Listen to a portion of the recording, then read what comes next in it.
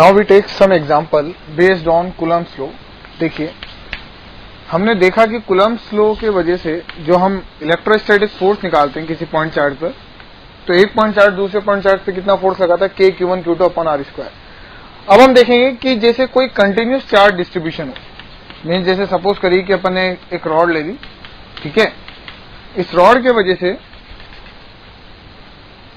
इससे a distance पर एक चार्ज q रखा हुआ है, इस पर लगने वाला नेट फोर्स हम जानते हैं कूलम्ब्स लॉ तो हमारा पॉइंट चार्ज के लिए वैलिड है। तो अब अगर हम इस कंटिन्यूस चार्ज की वजह से इस q चार्ज पे फोर्स कैलकुलेट करना चाहें तो वो कैसे कैलकुलेट करिए।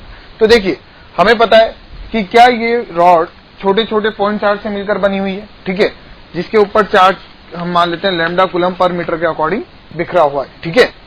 इसकी लेंथ दे देते हैं रॉड की L लेंथ। तो बेसिकली जो Q चार्ज पे लगने वाला फोर्स है उसको कैलकुलेट करने के लिए हमें इंटीग्रेशन यूज करना पड़ेगा। क्यों? क्योंकि इस चार्ज से डिस्टेंस अलग, इस चार्ज से डिस्टेंस अलग, इस चार्ज से डिस्टेंस अलग, मीन्स रॉड एक कंटिन्यूस चार्ज डिस्ट्रीब्यूशन है।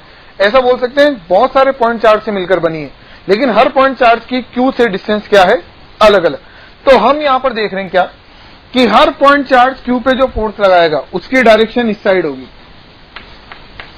सबके वजह से हर पॉइंट चार्ज की वजह से Q पे लगने वाला फोर्स उसी साइड होगा, ठीक है। तो यहां पर बात आती है क्या कि रॉड के वजह से किसी पॉइंट Q पर, किसी पॉइंट P पर, मान लेते हैं कि ये पॉइंट कितना है P, इस पर जो फोर्स लग रहा है Q चार्ज पर, वो सबके वजह से सेम डायरेक्शन में, और अगर सबके वजह से सेम डायरेक्शन में तो हमें डायरेक्शन के बारे में टेंशन लेने की जरूरत नहीं है, हमें सिर्फ उनके डिफरेंट डिफरेंट मैग्नीट्यूड्स को क्या करना है, सम करना है। तो हमने क्या करा, इस Q से X पे जाके एक एलिमेंट ले लिया dx। कौन सा एलिमेंट ले लिया? dx। किससे? Q से, Q चार्ज से X पे जाकर एक एलिमेंट ले लिया dx, क्योंकि हमें पता है रॉड को तोड़ने का तरीका क्या होता है, X पे जाकर dx। तो बेसिकली X पे जाकर dx एक एलिमेंट लिया। तो देखिए, ये जो एलिमेंट बना इसको क्या हम dq charge equal to lambda dx बोल सकते हैं, और ये इतना छोटा है कि इसको लगभग पॉइंट चार्ज की तरह माना जा सकता है, जिसकी डिस्टेंस कितनी है Q चार्ज से x। तो जो छोटा सा फोर्स बनेगा वो कितना बनेगा, k q dq upon x square, ठीक है। तो ये कितना हो गया अपने पास, k q dq कितना, lambda dx upon x square. देखिए, हर पॉइंट चार्ज जो यहां पर छोटे छोटे एलिमेंट्स बनेंगे, हर के वजह से Q पर लगने वाले फोर्स की डायरेक्शन सेम, इसलिए हमें डायरेक्शन के बारे में तो टेंशन लेने की जरूरत ही नहीं, डायरेक्शन तो सबका सेम है। डायरेक्टली अपन को मैग्नीट्यूड को क्या करना है, ऐड करना है। तो जो फोर्स आया, complete force is equal to k q lambda integration of dx upon x square, ठीक है। कहां से कहां तक रॉड लाई कर रही है, x इक्वल टू a से x equal to a plus l तक। तो x इक्वल टू a से x equal to a plus l तक, ठीक है। तो बेसिकली ये जो फोर्स आएगा k q lambda integration 1 upon x square का माइनस 1 बाय एक्स, ठीक है। तो ये कितना हो गया, a से a plus l, k q lambda, अपन माइनस बाहर ले लें तो 1 upon a plus a, 1 upon a minus 1 upon a plus l, ठीक है। This is the net force on point charge Q due to rod. अभी अपन ने एक कंटिन्यूस चार्ज डिस्ट्रीब्यूशन लिया, अब अपन नेक्स्ट एक और कंटिन्यूस चार्ज डिस्ट्रीब्यूशन लेते हैं।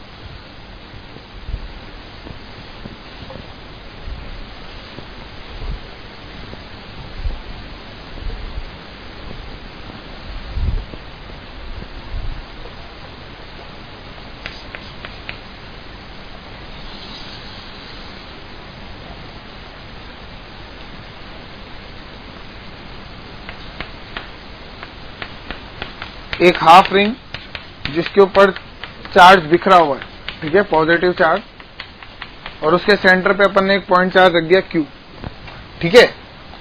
इसमें जो चार्ज बिखरा हुआ वो again lambda coulomb per metre के अकॉर्डिंग बिखरा हुआ है, रेडियस r, ठीक है। वापस हमें इस Q चार्ज पे लगने वाले नेट फोर्स को कैलकुलेट करना है, ठीक है।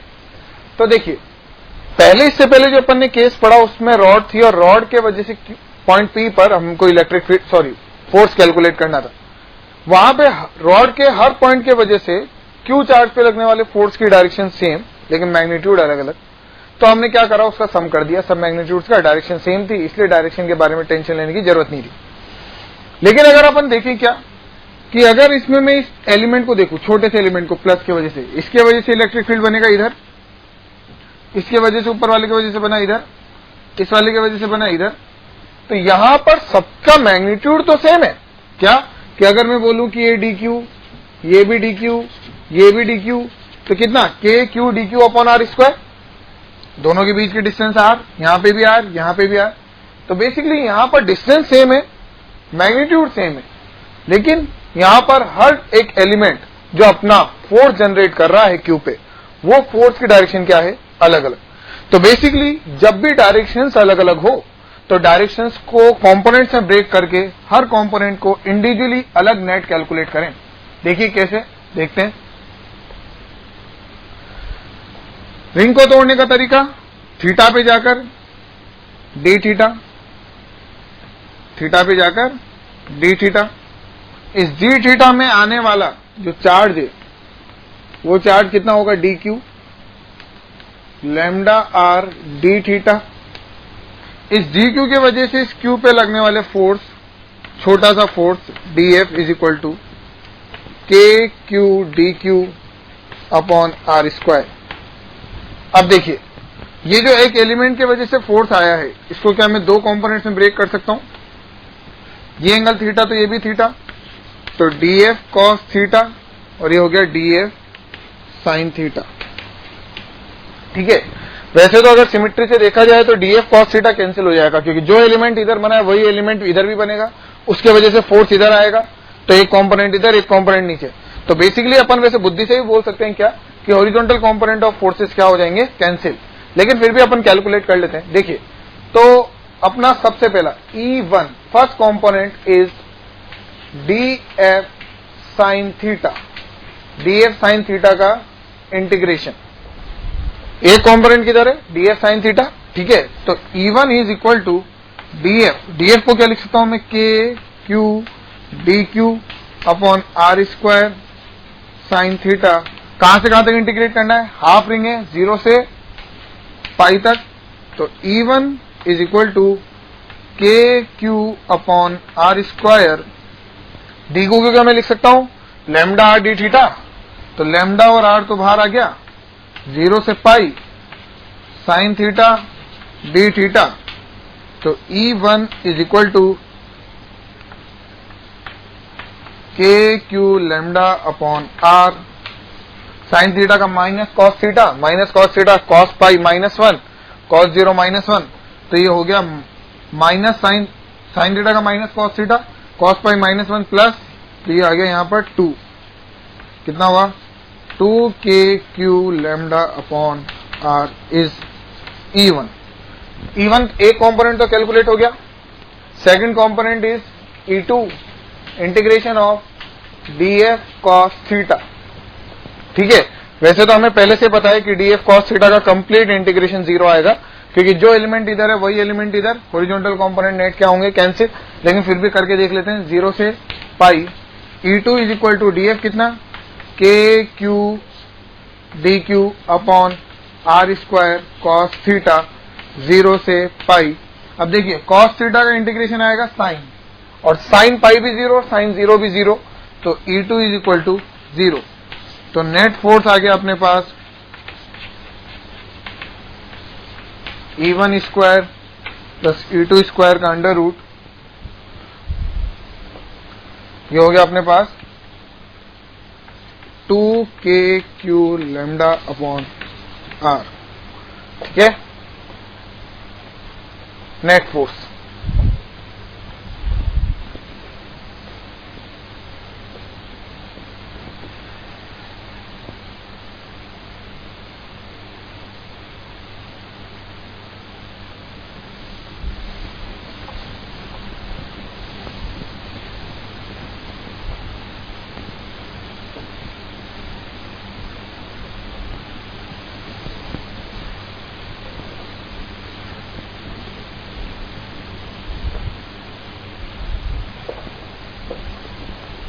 नाउ नेक्स्ट, एक कंप्लीट रिंग ली, क्यू चार्ज इसके सेंटर पे रख दिया, पॉजिटिव चार्ज अगेन यहाँ पे बिखरा हुआ है। ऐसी प्रॉब्लम हम पहले भी कर चुके हैं क्या, कि टेंशन इन ए रिंग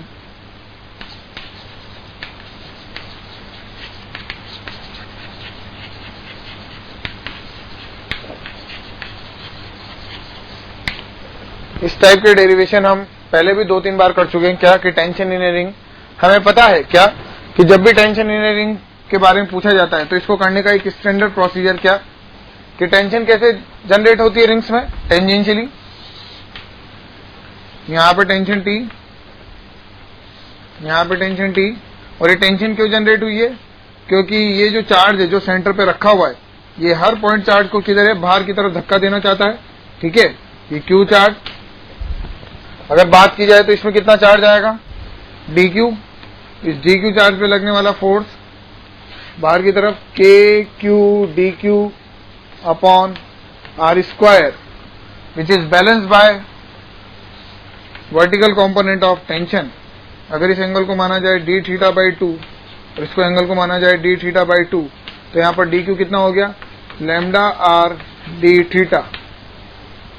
ठीक है, तो T, ये एंगल कितना हुआ, d थीटा बाई 2, ये 90 माइनस ये अगेन d थीटा बाई 2, तो ये कितना हुआ, T cos d theta by 2, और ये हुआ T sine d theta by 2। Similarly उधर भी कंपोनेंट्स ऐसे आएंगे, T sine d theta by 2 और horizontal component T cos d theta by 2।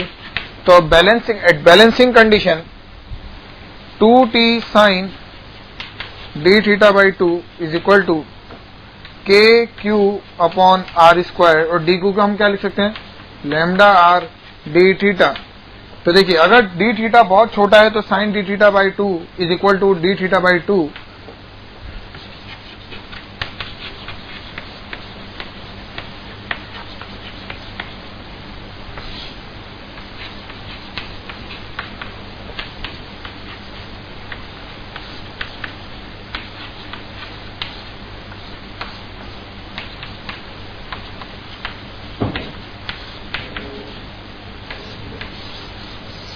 KQ lambda by R।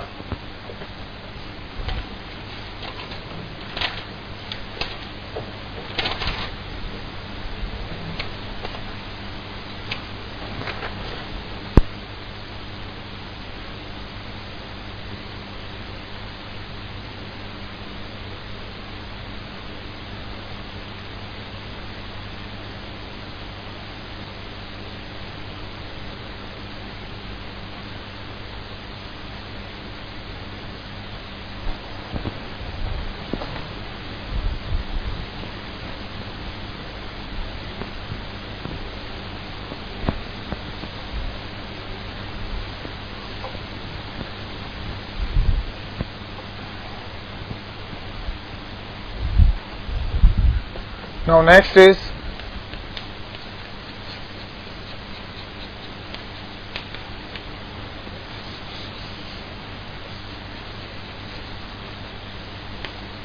Coulomb's law in a vector form।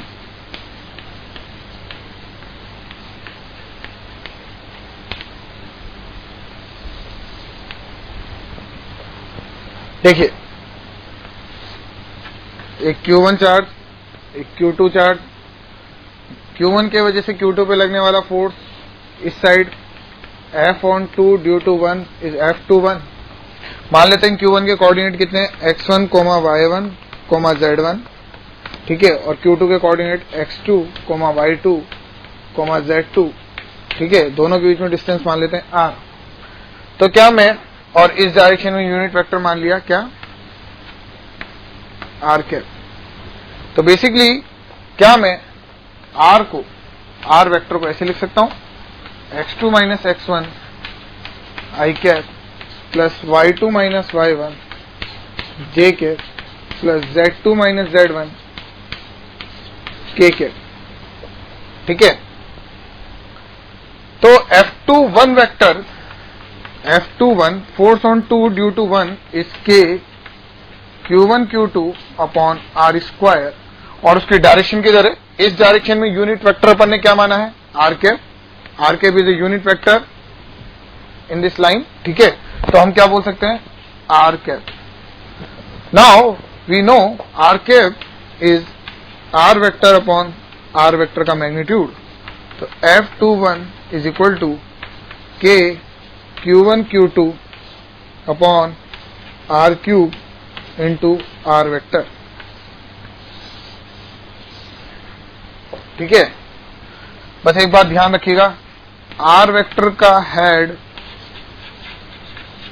वहां होगा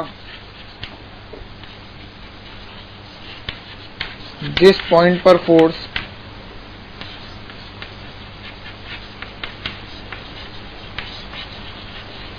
कैलकुलेट करना है।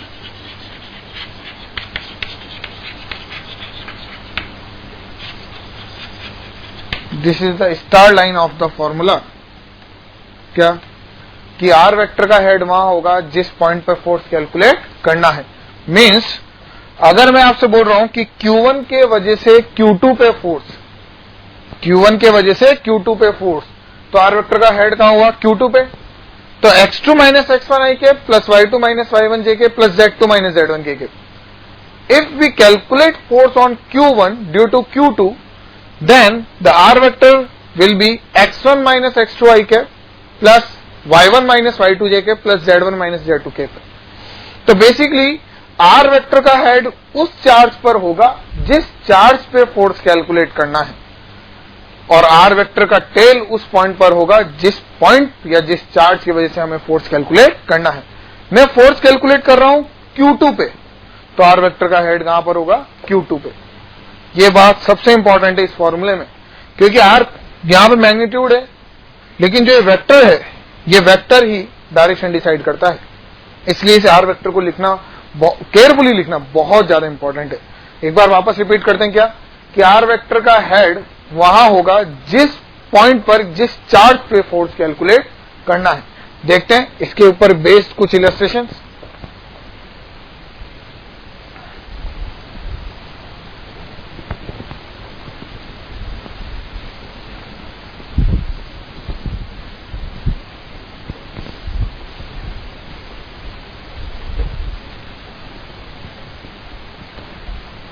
जैसे सपोज करिए कि लैंग्वेज की फॉर्म में अगर क्वेश्चन पूछा जाए, क्या कि find out force on +2 coulomb charge at 2,3 due to -3 coulomb charge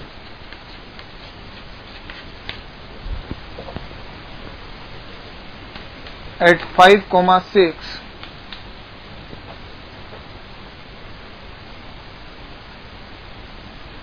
ठीक है। तो देखिए 2 कूलम चार्ज पे फोर्स कैलकुलेट करना है, तो आर वेक्टर का हेड कहां पे, 2 कूलम पे। किसके वजह से कैलकुलेट करना है, -3 कूलम के वजह से। तो बेसिकली जो हमारा आर वेक्टर होगा, देखिए क्या, जो हमारा आर वेक्टर होगा वो क्या होगा, आर वेक्टर का हेड कहां पे, +2 पे। कहां पे, +2 पे। तो बेसिकली मैं ऐसे लिखूंगा 2,3 5, -6 +2 कूलम -3 कूलम, और आर वेक्टर का हेड +2 पे, ठीक है। तो r vector is equal to 2 - 5 i cap plus 3 - 6 j cap, x2 - x1 i cap plus y2 minus y1 j cap. Then r vector is equal to -3 i cap minus 3 j cap. Magnitude is 3√2, ठीक है। तो force कितना आ गया, F vector is equal to K Q1 Q2, K Q1 Q2 means Q1 Q2 should be put along with sign, ठीक है। तो K Q1 Q2, K Q1 is 2, Q2 is -3 divide by R का cube यानी 3 3 9 27, या ऐसे लिख सकते हैं अपन क्या, 3√2 की पावर 3 और आर वेक्टर मल्टीप्लाई में कितना, -3i -3j। ठीक है, तो एक बार दोबारा रिपीट करते हैं क्या फॉर्मूला, कि f vector is equal to k q1 q2 upon r की पावर 3 r वेक्टर। ठीक है, q1 q2 should be put along with sign। ठीक है, एंड r वेक्टर का हेड वहां होगा जहां फोर्स कैलकुलेट करना है। This is the formula Coulomb's law in a vector form। ठीक है,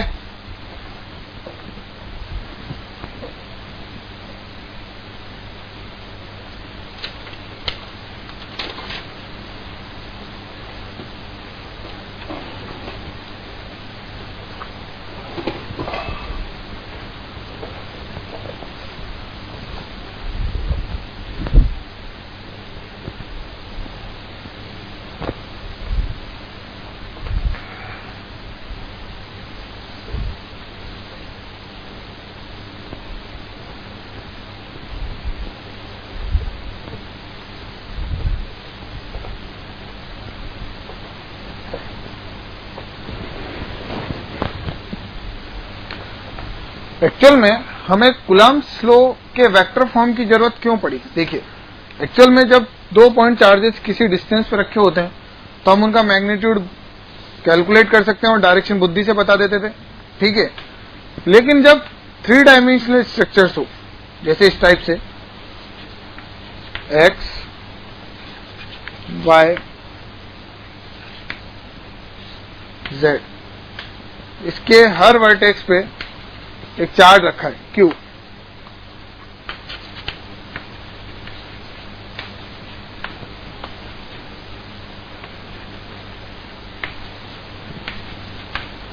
अब मैं आपसे बोलूं क्या,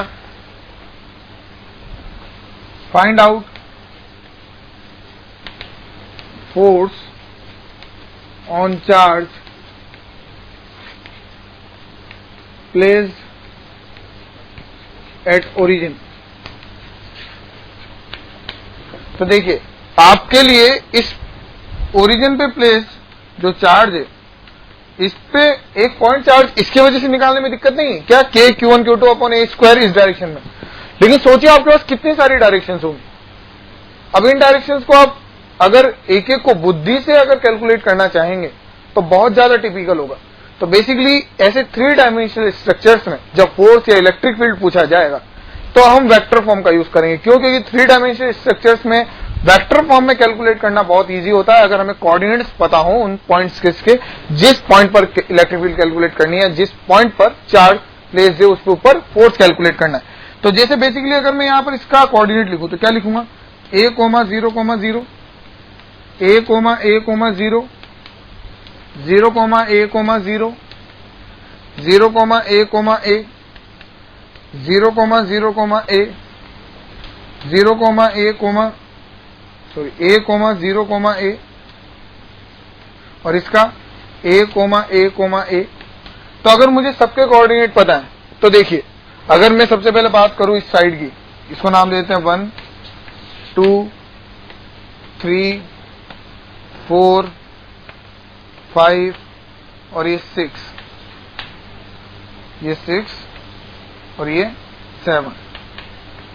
तो देखिए F1 फोर्स जो यहाँ Q पे प्लेस है उसके वजह से Q इस ओरिजिन वाले पे फोर्स, क्या लिखूंगा मैं इसको, देखिए R वेक्टर गाइड कहां पर होगा, ओरिजिन पे। तो basically K Q square upon A cube, vector क्या आएगा R वेक्टर, दिस माइनस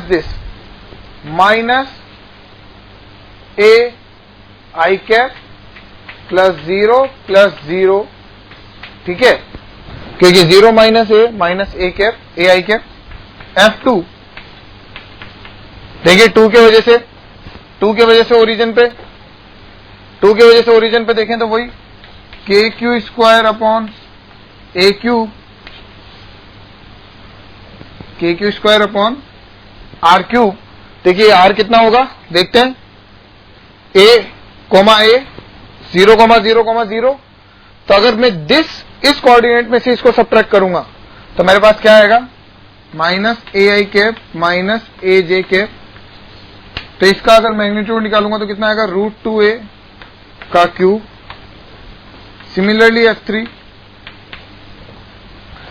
यहां पर आ जाए तो ये आएगा AJ cap KQ square minus AJ cap upon A cube. F4 आ गया यहां पे A, KQ स्क्वायर।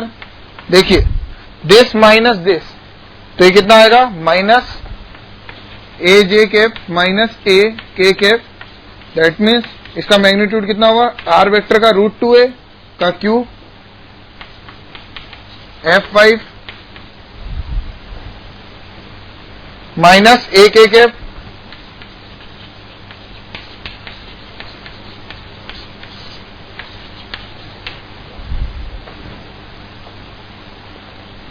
अगर F6 की बारे में बात करें तो F6 is equal to KQ square upon R vector कितना, A0 minus AI cap minus AK cap, क्योंकि this minus this upon √2a का क्यूब। F7 के बारे में बात करें तो ऊपर पहुंच गए यहां पे, तो KQ square minus AI cap minus AJ cap minus AK cap. बस एक बात ध्यान रखिए, R वेक्टर का हेड ओरिजिन पर है तो उसमें से ही सारे कोऑर्डिनेट सब्ट्रैक्ट करने हैं। तो ये कितना हुआ, √3a का क्यूब। तो अगर मैं इन सारे वेक्टर्स फॉर्म को एक साथ ऐड कर दूं तो हमारे पास नेट रिजल्टेंट फोर्स चार्ज पर कैलकुलेट हो जाएगा जो ओरिजिन पे प्लेस्ड है। सोचिए अगर मैं इसको एक को इंडिविजुअली मैग्नीट्यूड कैलकुलेट करके उसकी डायरेक्शंस बनाकर अगर कैलकुलेट करता तो बहुत ज्यादा टिपिकल होता और 3D में सोचना भी थोड़ा मुश्किल होता। वेक्टर फॉर्म से ये डायरेक्ट कैलकुलेट हो गया। इन सब का रिजल्टेंट जो सम करेंगे वो नेट फोर्स बता देगा, उसका मैग्नीट्यूड कैलकुलेट कर लीजिए जो कि उसका रिजल्टेंट फोर्स बता देगा क्यू चार्ज।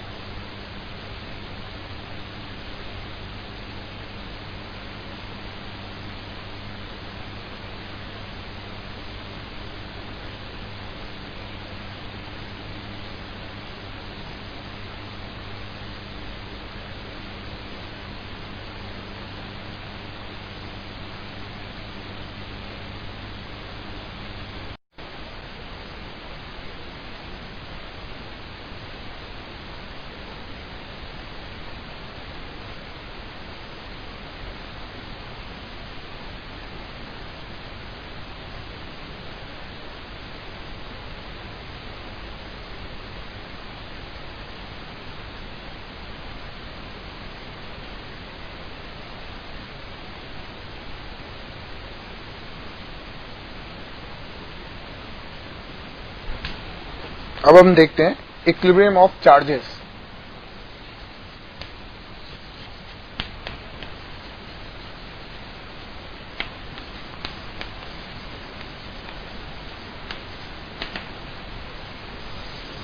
देखिए इक्विलिब्रियम ऑफ चार्जेस मीन्स अगर मैं आपसे बोलूं क्या कि मैंने एक स्मॉल क्यू चार्ज और इसके जस्ट सामने एक स्मॉल क्यू चार्ज एक L डिस्टेंस पे रखा हुआ है,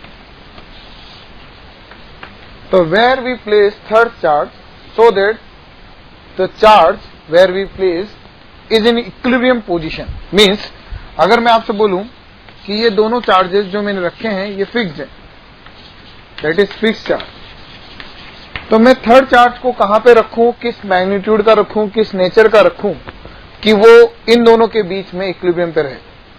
ठीक है, तो देखिए अगर मान लीजिए कि मैं बात करता हूं यहां पर कि मैंने इस पॉइंट पे रखा है, कितने डिस्टेंस पे, x डिस्टेंस पे, एक इस कैपिटल Q रख दिया, क्या वो इक्विलिब्रियम में रह सकता है? देखते हैं।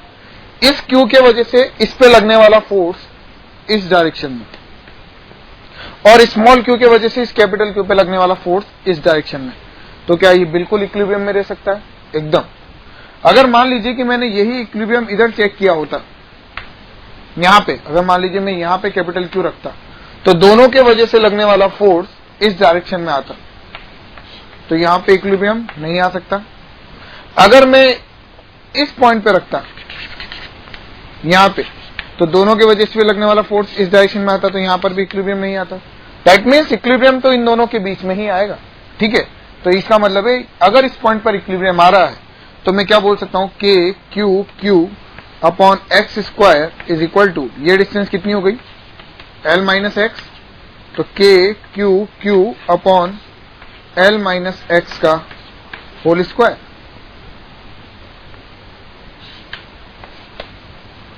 l minus x equal to x, तो x इक्वल टू आ गया l/2। ठीक है, अगर मैं इसमें ही सेकंड केस लूं क्या, कि मैंने एक चार्ज ले लिया Q और दूसरा चार्ज ले लिया 9Q। ठीक है, तो अगेन मुझे पता है कि इक्विलिब्रियम यहां कहीं आएगा बीच में, तो मान लेते हैं कि ये डिस्टेंस x है, तो ये डिस्टेंस कितनी हो गई, l माइनस एक्स। अगेन अगर दोनों के बीच की डिस्टेंस कितनी ली है मैंने, l। ठीक है, तो इक्विलिब्रियम अगर मान लीजिए कि मैंने यहां पर Q चार्ज रखा, तो देखिए k q q upon x square is equal to k capital Q 9Q upon l minus x का होल स्क्वायर। अब इसको अगर अपन सॉल्व करें तो देखिए, तो 9x square is equal to l minus x का whole square, 3x is equal to l minus x, तो x की वैल्यू हो गई अपने पास l/4। मीन्स कि l/4 पर मैं एक चार्ज कैपिटल Q रख दूं तो वो चार्ज इक्विलिब्रियम में रह सकता है। अगेन जो हमने यहां पर ये चार्जेस माने हैं Q और 9Q, ये दोनों को फिक्स माना है। इनको फिक्स मानते हुए ही अपन ने पूरी प्रॉब्लम सॉल्व करी है। अब एक बात देखिए, यहां पर दोनों चार्जेस फिक्स थे, इक्विलिब्रियम कहां पर आया, दोनों के बीच में। यहां पे भी दोनों चार्जेस फिक्स थे, इक्विलिब्रियम कहां पर आया, दोनों के बीच में। अगर मैं आपसे बोलूं क्या कि अगर जो चार्जेस जो फिक्स्ड हैं अगर वो सेम नेचर के होंगे तो इक्विलिब्रियम दोनों को मिलाने वाली लाइन के बीच में आएगा। मींस दोनों चार्जेस अगर सेम नेचर के हैं, plus plus, either plus plus और माइनस माइनस, तो जो इक्विलिब्रियम आएगा वो दोनों को मिलाने वाली लाइन के बीच में आएगा। देखते हैं कैसे, इसके बाद अपन एक और एग्जांपल लेते हैं। देखिए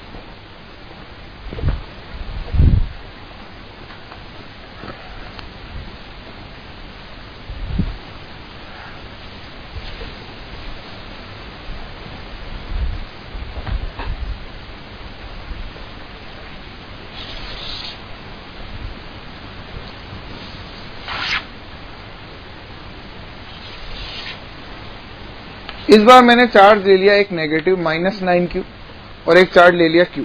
ठीक है, दोनों को फिक्स रखा, फिक्स्ड, इसको भी फिक्स कर दिया। अब बात करते हैं इक्विलिब्रियम की कि थर्ड चार्ज कहां पे रखा जाए।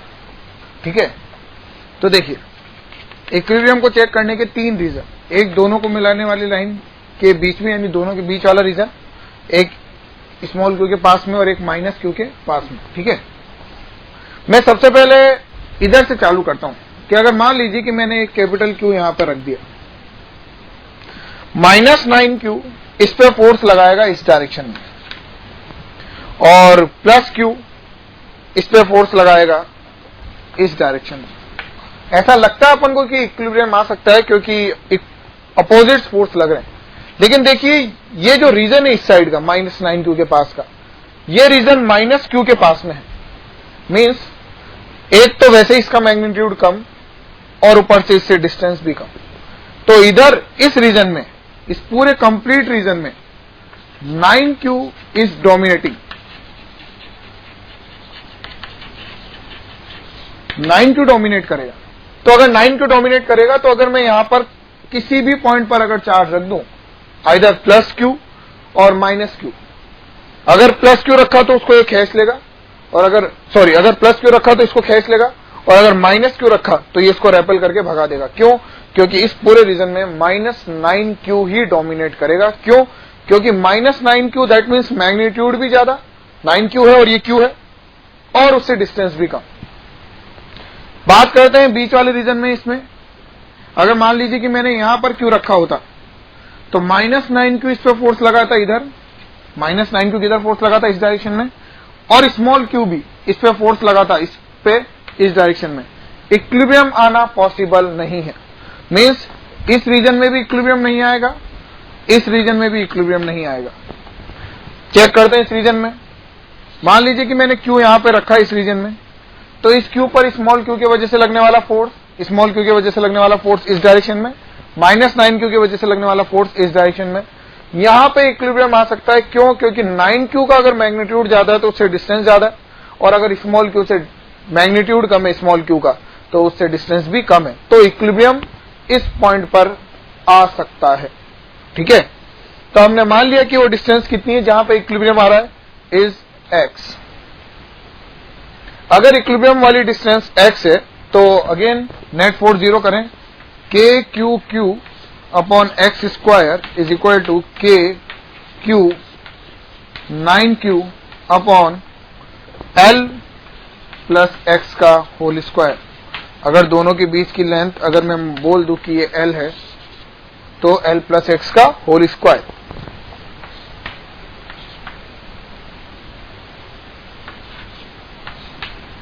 तो ये कितना हुआ अपने पास, l प्लस एक्स का whole square is equal to 9x square. That means l plus x is equal to 3x, x equal to l/2। Means इस q से x/2 डिस्टेंस पर इक्विलिब्रियम आ जाएगा।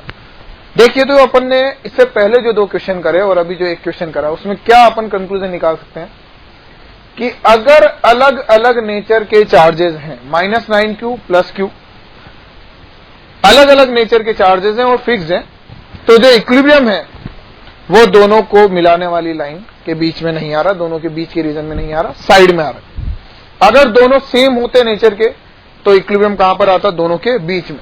ठीक है, और इससे पहले वाले क्वेश्चन को अगर अपन देखें तो देखिए, जो अपन ने 9q लिया था और इसमें जो q लिया था, दोनों पॉजिटिव लिए थे, तो और ये फिक्स थे, ये भी फिक्स था और ये भी फिक्स था। तो देखिए, जो इक्विलिब्रियम आया था वो यहां पर आया था, इस पॉइंट पे l/3 पे। तो एक कंक्लूजन और निकाल सकते हैं क्या, कि इक्विलिब्रियम हमेशा छोटे मैग्नीट्यूड वाले चार्ज के पास में आता है। या तो अगर सेम नेचर के हैं तो दोनों के बीच में तब भी छोटे वाले के पास में, और अगर दोनों अपोजिट नेचर के हैं तो भी छोटे वाले के पास में। ठीक है, लेकिन दोनों के बीच वाले रीजन में नहीं, कहां पे, पास में, मींस आउटसाइड द, जो बीच का रीजन है उसके साइड में।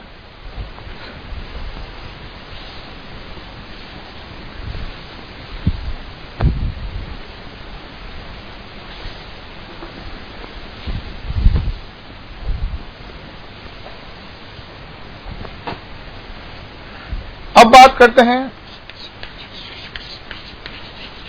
टाइप्स ऑफ इक्विलिब्रियम की।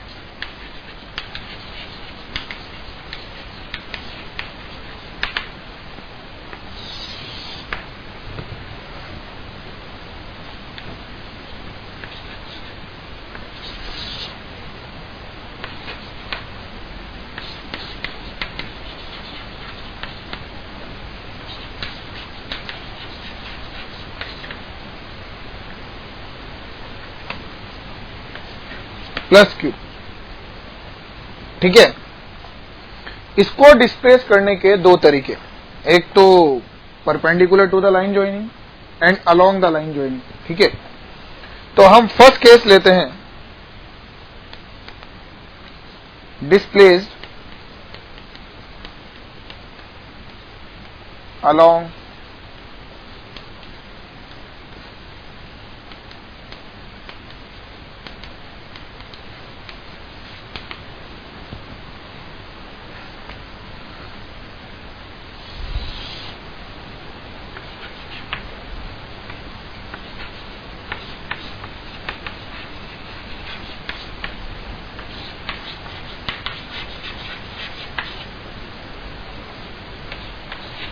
हमें ये तो पता है कि L/2 पर आएगा इक्विलिब्रियम।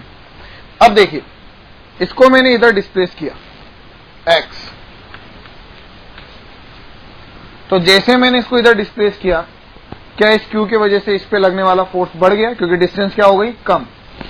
अगर ये डिस्टेंस कम हो गई तो ये Q इसको वापस उसकी मेन पोजीशन की तरफ भेज देगा। और अगर मैंने इसको इधर डिस्प्लेस किया होता टुवर्ड्स लेफ्ट, तो ये Q इस Q का वजह से लगने वाला फोर्स बढ़ जाता, तो ये अगेन Q वापस इधर आ जाता। क्यों? क्योंकि जैसे मैं इधर डिस्प्लेस कर रहा हूं डिस्टेंस कम हो रही है, और डिस्टेंस कम हो रही है तो इसकी वजह से लगने वाला फोर्स बढ़ जाएगा, और इसकी वजह से लगने वाला फोर्स इसको इधर भेजना चाहता है, तो ये वापस इधर आ जाएगा। दैट मीन्स अगर इसको राइट डिस्प्लेस करते हैं तो ये लेफ्ट में मूव कर रहा है, और अगर लेफ्ट मूव कर रहे हैं तो ये राइट में मूव कर रहा है। दैट मीन्स ये कैसा इक्विलिब्रियम अचीव कर रहा है, स्टेबल इक्विलिब्रियम।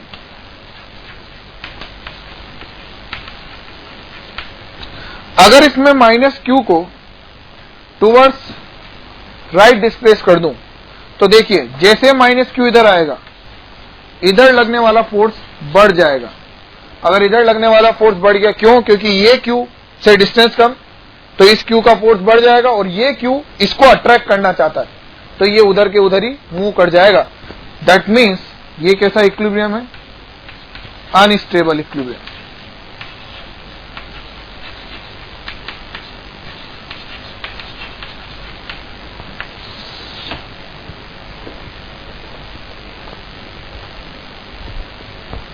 सेकंड, अब अपन डिस्प्लेस करते हैं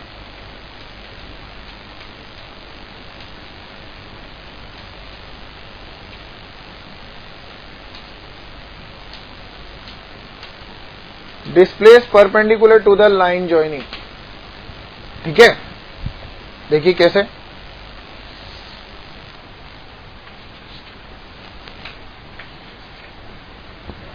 अगर मैं इसको परपेंडिकुलर डिस्प्लेस कर दूं, देखिए पहले क्यों यहां था, अब यहां पर आ गया, तो इसके वजह से लगने वाला फोर्स इधर, इसके वजह से लगने वाला फोर्स इधर,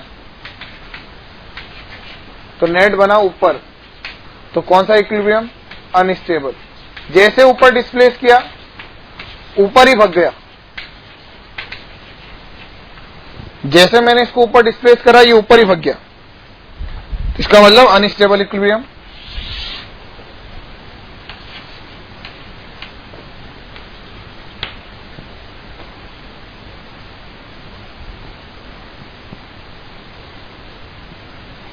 मान लीजिए कि अब मैंने -q रखा था, क्योंकि पहले भी प्लस और माइनस दोनों केसेस देखे। अब अगेन अगर मैं -q को डिस्प्लेस करता हूं ऊपर, यहां से, इस पोजीशन से, मेन पोजीशन से, ये मेन पोजीशन, इससे ऊपर डिस्प्लेस करा, तो -q पे लगने वाला फोर्स दोनों के वजह से, तो इनका नेट बनेगा इधर, F नेट। तो ऊपर डिस्प्लेस करा तो नीचे आया, और अगर नीचे डिस्प्लेस करता तो भी ऊपर ही नेट बनता। दैट मीन्स ये कैसा equilibrium,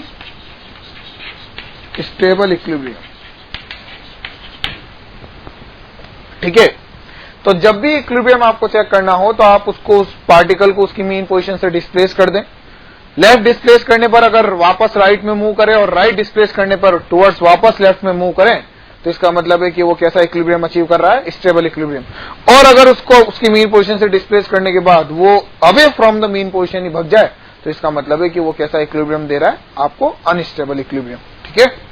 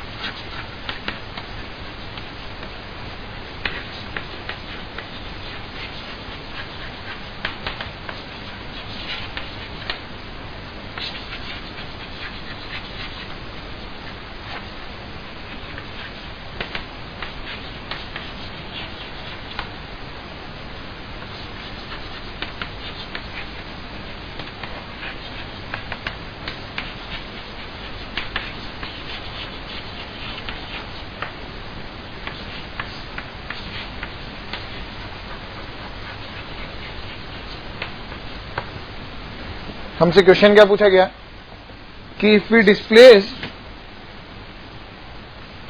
plus q charge from its mean position by small distance x then find out its time period।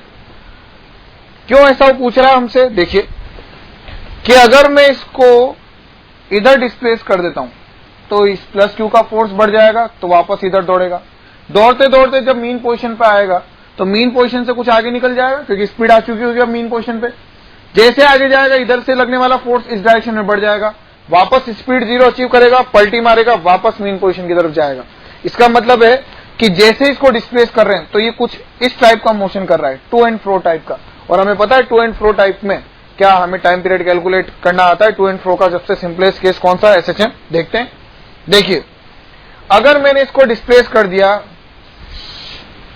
Small distance x, तो देखिए पहले तो इसकी मीन पोजीशन कितने पे आ रही होगी? ये क्यू सेम मैग्नीट्यूड, तो मीन पोजीशन आ रही होगी एल पे क्योंकि टोटल डिस्टेंस कितनी है? 2l। तो ये तो हो गई इसकी मीन पोजीशन किस पे? एल। अब मैंने इसको डिस्प्लेस कर दिया थोड़ा सा एक्स, ये क्यू यहां आ गया, स्मॉल क्यू और ये स्मॉल क्यू, ये दोनों फिक्स्ड हैं, ठीक है।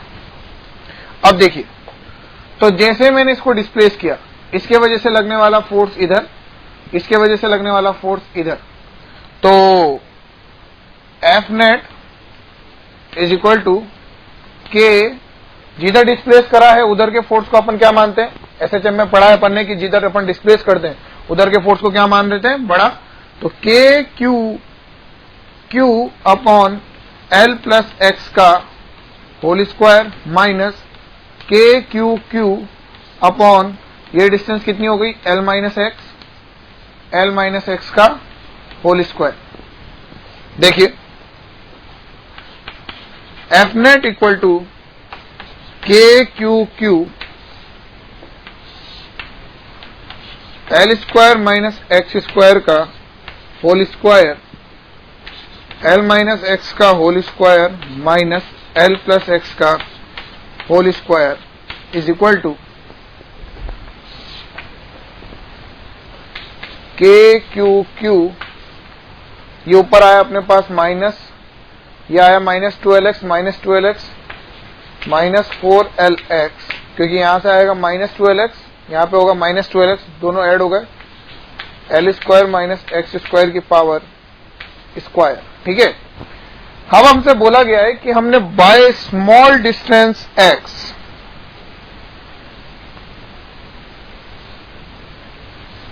स्मॉल डिस्टेंस x, तो मैं ये बोल सकता हूं कि L is very very greater than x। तो देखिए एफ नेट में क्या इस x को टेंस टू 0 किया जा सकता है? तो अगर इसको टेंस टू 0 किया जा सकता है तो एफ नेट कितना बना? के क्यू माइनस आगे ले लेते हैं 4lx upon L square minus x square, that means L की पावर 4 इज इक्वल टू, ये हो गया अपने पास के क्यू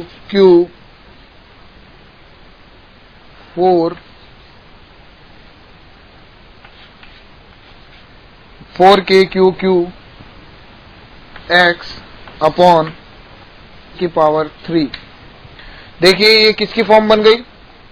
कंपेयर करें इसको माइनस के एक्स से, वेयर के इज के ऑफ एस एच एम। तो ये जो टर्म आ रही है अपने पास, देखिए ये किसका काम कर रही है? के ऑफ एस एच एम का। अगर ये के ऑफ एस एच एम का काम कर रही है तो अपना टाइम पीरियड कितना होगा? T equal to 2 pi under root m by k of S H M, 2 pi under root m by k of S H M. और k of S H M की वैल्यू यहां से put कर देंगे, ठीक है।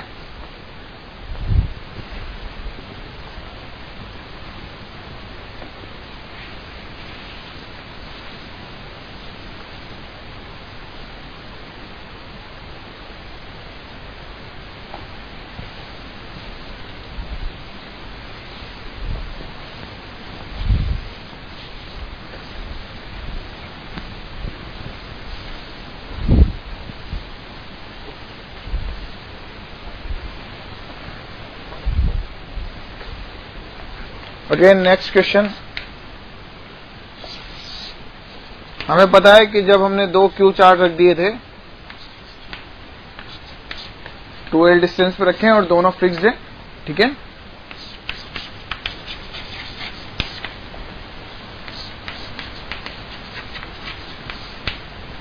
अब मैंने इस पे यहां पे माइनस क्यू चार्ज रखा है और मुझे पता है कि ये minus q charge stable equilibrium बताता है अगर मैं इसको परपेंडिकुलर डिस्प्लेस करता हूं तो। और देखिए, पर जहां पर भी स्टेबल इक्विलिब्रियम आ जाए तो वहां पे समझ जाइए कि एसएचएम का या ऑस्सिलेशन का क्वेश्चन बन सकता है, क्योंकि जब आपने एसएचएम पढ़ा था तो एसएचएम भी एक स्टेबल इक्विलिब्रियम का एग्जांपल है।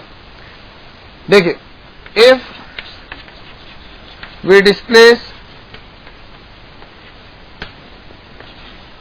Minus q charge perpendicular to the line joining by small distance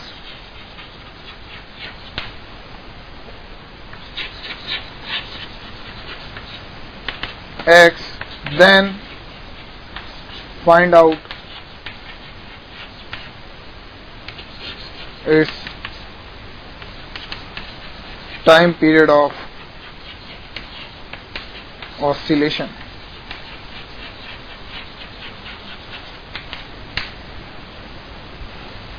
displace करते हैं, देखिए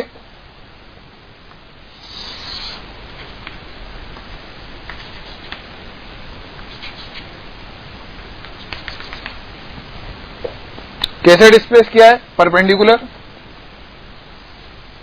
माइनस क्यू, फोर्स किधर बनेगा, ये L, ये L। अगर मैं बोलूं तो देखिए, ये फोर्स, इनके कौन से कंपोनेंट कैंसिल हो गए, हॉरिजॉन्टल, वर्टिकल में आ गया F नेट, F नेट आ गया वर्टिकल में। अगर इस एंगल को थीटा माने और इस एंगल को भी थीटा माने, और ये F है और ये भी F है, तो देखिए F नेट कितना बना अपने पास, 2F cos थीटा, और नेगेटिव में बन रहा है नीचे तो माइनस, और F की वैल्यू कितनी होगी यहाँ पे, के क्यू अपॉन आर स्क्वायर। इस डिस्टेंस को मान लेते हैं R, ठीक है। तो देखिए F नेट कितना हो गया,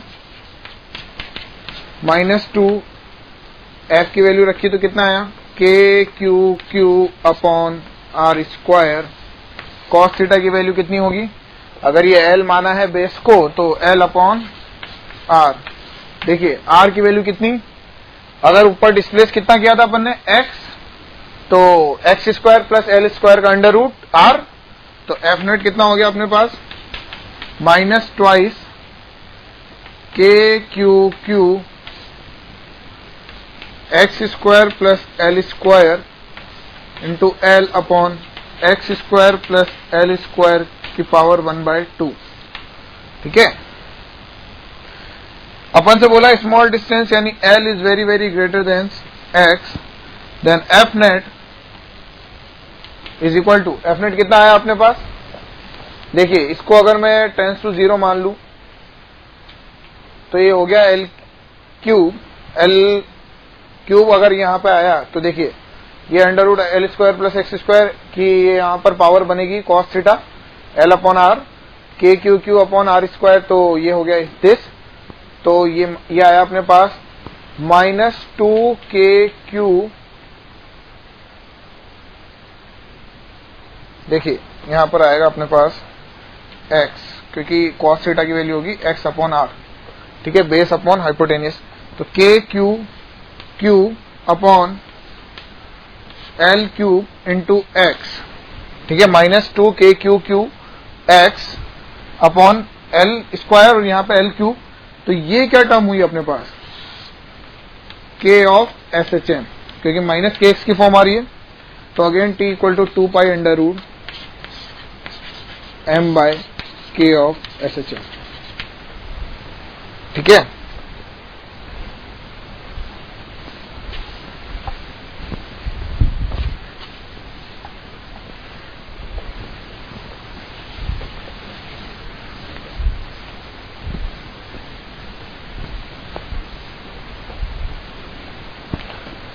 देखिए अभी तक अपन ने जो इक्विलिब्रियम देखा उसमें जिन दो चार्जेस के बीच में या साइड में अपन इक्विलिब्रियम देख रहे हैं वो दोनों फिक्स है। अब अपन देखते हैं कुछ अलग टाइप का इक्विलिब्रियम जिसमें चार्जेस फ्री होंगे। देखिए कैसे, कि अगर मान लीजिए मैंने आपको एक क्वेश्चन दिया कि ये Q है और ये -9Q है, ठीक है, ये भी फ्री है और ये भी फ्री है, तो मैं थर्ड चार्ज किस पोजीशन पे, किस नेचर का और किस मैग्नीट्यूड का रखूं कि मेरे को इक्विलिब्रियम मिल जाए तीनों चार्जेस का जो मैंने रखा हो प्लस इन दोनों चार्जेस का भी। देखिए इससे पहले ये दोनों चार्जेस फिक्स है, अगर ये दोनों चार्जेस फिक्स्ड हैं तो मुझे सिर्फ और सिर्फ जो थर्ड चार्ज है उसका इक्विलिब्रियम देखना है।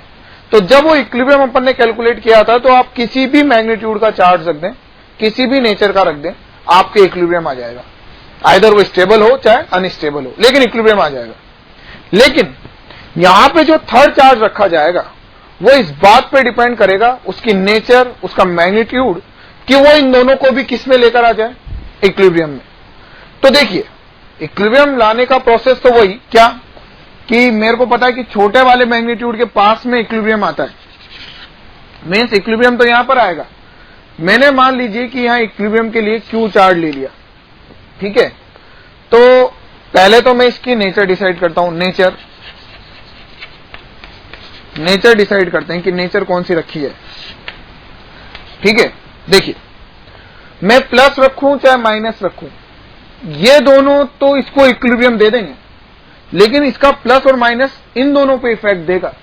तो देखिए अगर मैं सबसे पहले देखता हूं प्लस, तो ये प्लस इसको स्मॉल q को उधर भेजना चाहता है और ये -9q इसको उधर ही लेकर आना चाहता है।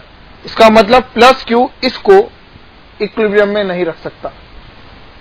अगर मैं प्लस q लेता हूं, प्लस q लेता हूं, तो इस पे लगने वाला फोर्स इस प्लस q के वजह से इधर F ड्यू टू q, और इस -q के वजह से इस पे लगने वाला फोर्स वो भी इधर F due to -9q।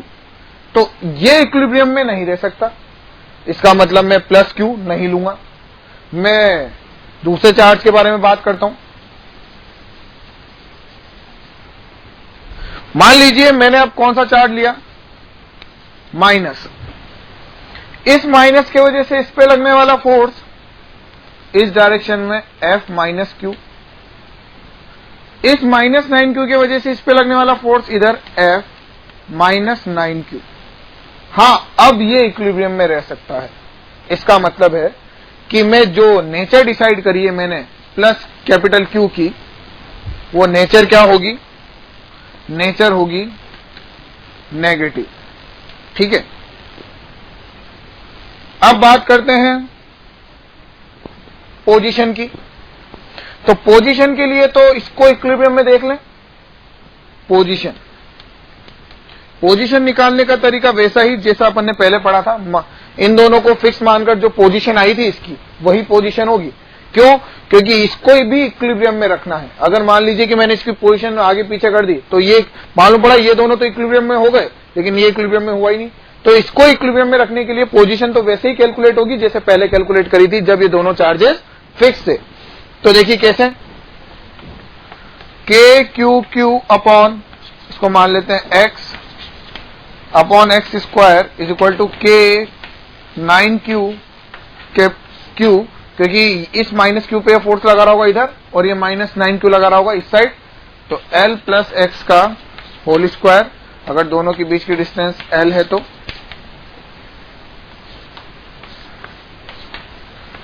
L plus x equal to 3x, तो x की वैल्यू आ गई अपने पास L/2। ये क्या आ गई, पोजीशन, ठीक है। अब बात करते हैं मैग्नीट्यूड की। पहले अगर ये दोनों फिक्स होते तो मैं यहां पर किसी भी नेचर का, किसी भी मैग्नीट्यूड का चार्ज रख सकता था, क्योंकि तब मुझे इन दोनों के इक्विलिब्रियम के बारे में टेंशन नहीं लेनी, मुझे सिर्फ इसके इक्विलिब्रियम के बारे में देखना था। लेकिन अब मैंने नेचर क्या डिसाइड करी, नेगेटिव। पोजीशन तो मैंने वैसे पहले जैसे कैलकुलेट करी थी L/2, वैसे ही आ गई L/2। लेकिन अब मैं कोई भी मैग्नीट्यूड नहीं ले सकता। क्यों? क्योंकि इसका मैग्नीट्यूड इन दोनों के इक्विलिब्रियम को इफेक्ट करेगा। तो अब बात करते हैं मैग्नीट्यूड की। तो मैंने मैग्नीट्यूड कैलकुलेट करने के लिए मान लीजिए किसी भी स्मॉल क्यू या -9q में से किसी को भी एक को इक्विलिब्रियम में कर दीजिए। इक्विलिब्रियम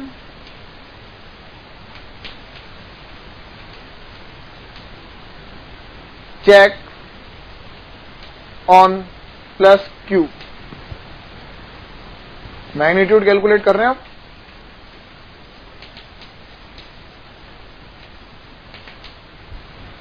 प्लस क्यू पे इक्विलिब्रियम चेक करते हैं, प्लस क्यू पे। तो देखिए प्लस क्यू से इसकी डिस्टेंस कितनी माइनस क्यू की, L/2। तो k Q q upon L/2 का होल स्क्वायर, प्लस क्यू से -9q की डिस्टेंस L, तो प्लस क्यू पे लगने वाला फोर्स के Q 9q upon L square.